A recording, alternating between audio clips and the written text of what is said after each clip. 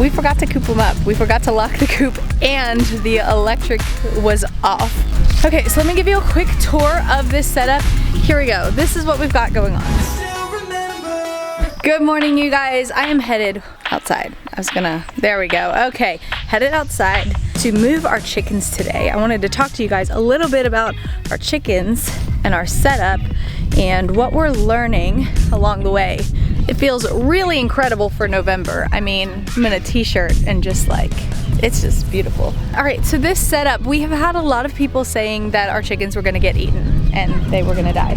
I'm happy to report that you were wrong so far.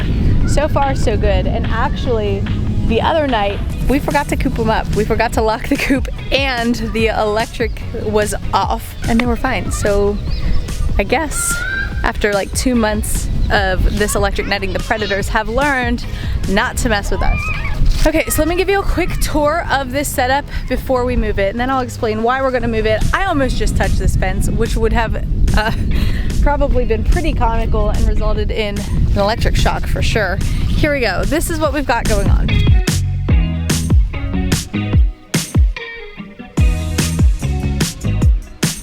Okay, so we are using this poultry netting from Premier One. They have all kinds of electric netting. They come highly recommended if you're looking for something like this, just super high quality. Anyway, it's basically this polywire netting attached to poles that you can easily press into the ground and build a fence with.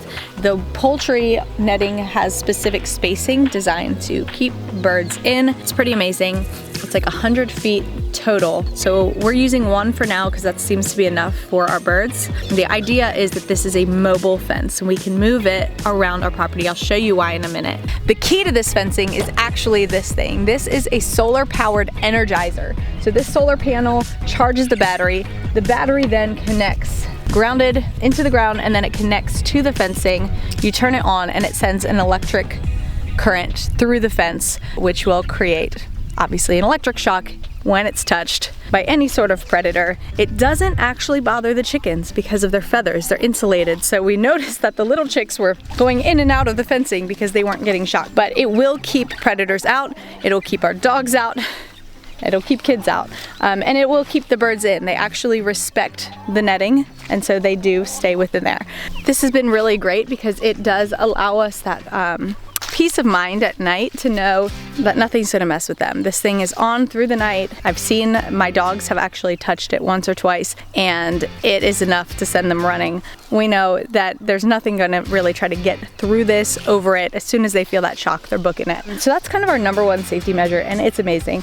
Then we have the chickshaw that I built, which is a plan by a really well-known homesteading YouTuber named Justin Rhodes. He is like the go-to guy to learn all kinds of homesteading things. And so these were his building plans that we followed. This specific plan is the mini chickshaw. It's recommended for 24 birds or less, which is what we currently have in it. It's just for them at night, and then we let them out in the day. They forage all day long. They go in the coop for safety at night. You can check out our videos where I was actually building this and documenting the building process. You could check out his plans online if you want to. But so far it's been great. It holds up to the elements. The best thing about it is that we don't have to clean up pee or poop. It actually falls right through the bottom because there is 1/2-inch wire mesh on the bottom. So all of their poop falls down there. And the point of a chicken tractor is actually to help you in the process of your homestead and gardening and pasture. So I want to explain why we went with this setup, but first I need to get this moved so I can let these chickens out.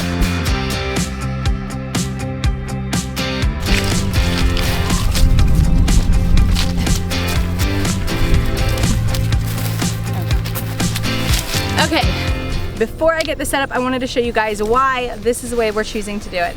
If you look over here, this bright green grass, you see like just spouting up. So our chickens were over here before we had the chicks, so it was like only 6 hens. That's from their chickshaw, from their poop, going down and fertilizing the grass. And you can see just like this bright green grass growing up. So the point of something like this is that it's mobile. We are currently looking for a cow, so the idea will be the cow is going to eat the pasture. We need to replenish that pasture, fertilize it, and get it green again as quickly as possible. So the cow will move in the same kind of thing, little sections, here to here to here daily, the chickens will follow the cow. The chickens will dig through the poop, eat the bugs out of it, distribute the waste, as well as add their own. And it's gonna create this like lush, natural fertilizer that's gonna help that pasture grow and grow back so that the cows can again cycle back through. This is called regenerative farming, and it's where you basically let your animals work for you in this natural cycle that gives the most benefit to your land and to your animals, and it is well worth every bit of extra effort.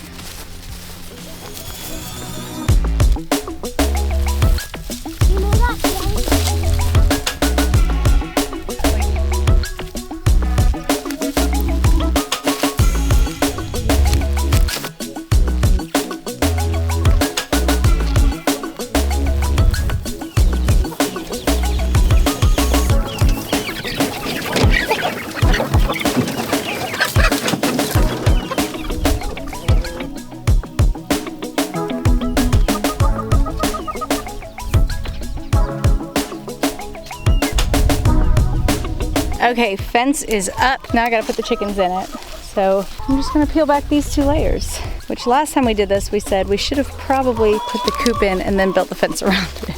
Still applies.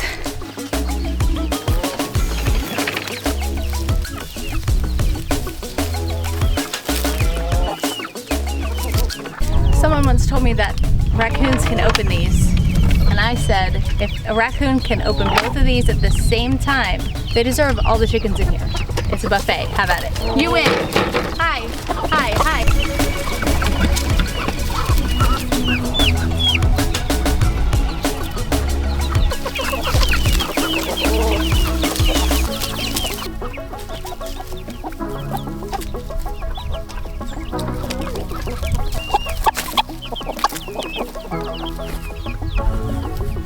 In this cooler weather, I find that they don't need as much shade because they love to bask in the sun and soak it up, but they still have a little bit under the chickshaw. We've been trying to put them in shady places on hot days, and then I think eventually we will maybe build some sort of something. Long-term plan is to have an orchard and to run the chickens through the orchard as well to help. They will actually keep parasites and stuff away from your fruit trees. So that's a long-term plan. That'll provide a lot for them, but I'm gonna go get their food, their water. They're happy in their new spot. We won't turn the electric on until tonight because it is currently being used for our dog fence. We needed something temporary to keep the dogs in. Honey has started roaming, which is normal for her breed, but until we can get a solid perimeter fence, we've got them on this electric in the back, which is also great because Honey will eventually guard our sheep and cow, chickens, whatever, so she will need to be in that type of fencing with them in order to do her job. So anyway, that's how we keep our chickens. That's why we keep our chickens that way. So far they seem to be thriving.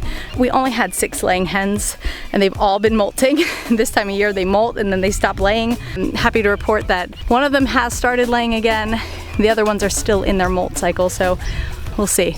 But I'm gonna go get them food, get them water, get myself some water, and I'll see you guys later.